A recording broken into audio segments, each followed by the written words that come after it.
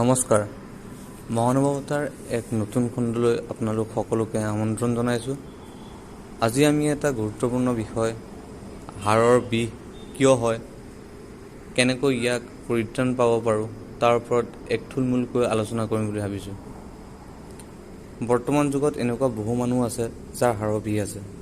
হাড়ৰ বিষৰ ফলত বহুতো শাৰীৰিক আৰু মানসিক ভাৰসাম্য হেৰাই যায় আৰু নিজকে অসুস্থ অনুভৱ কৰে।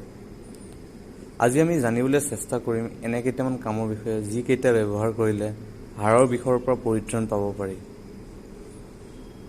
তেন্তে সেইকেইটা কামৰ বিষয়ে আমি জানো আহক। ভিটামিন ডি যুক্ত খাদ্য গ্ৰহণ কৰক। যদি আপোনাৰ হাড়ৰ বিষৰ সমস্যা আছে তেন্তে ভিটামিন ডি যুক্ত খাদ্য গ্ৰহণ কৰক, কাৰণ শৰীৰত ভিটামিন ডিৰ পৰিমাণ কমিলে হাড়ৰ বৃদ্ধিত বাধা আহি পৰে, যাৰ ফলত হাড়ৰ বিষ আৰম্ভ হয় আৰু ব্যক্তিজনে অসুস্থ অনুভৱ কৰিবলৈ আৰম্ভ হয়।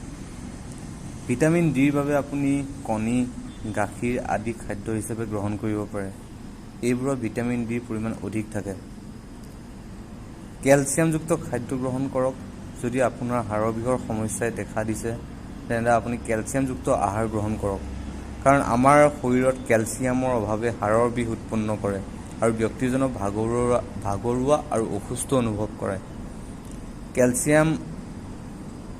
কেলছিয়ামৰ বাবে আপুনি গাখীৰ, বাদাম আদি খাব পাৰে।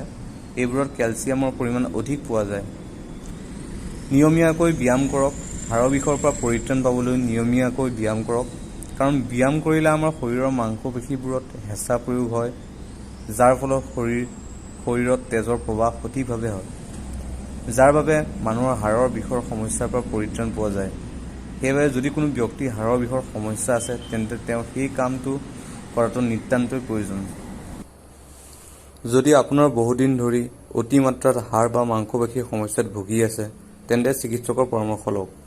চিকিৎসকৰ পৰামৰ্শ অবিহনে কোনো ধৰণৰ এলোপেথী ঔষধ সেৱন নকৰিব। ইমান সময় আমাৰ ভিডিঅ'টো চোৱাৰ বাবে ধন্যবাদ।